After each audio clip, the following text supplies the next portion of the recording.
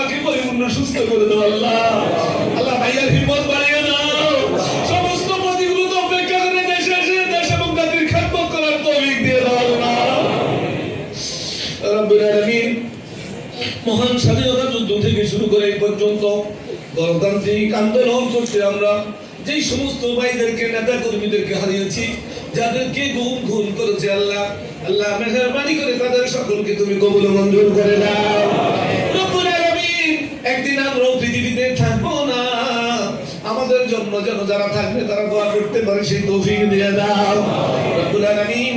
আমাদের কার জানি কখন মৃত্যুর ডাক এসে যায়, ওই কঠিন মুসিবতের সময়ে তোমার বন্ধুর চেহারা দেখাইয়া আমাদের জবানে তুমি জারি করে দিও মধুর কালিমা, মধুর বাণী লা ইলাহা ইল্লাল্লাহু মুহাম্মাদুর রাসূল।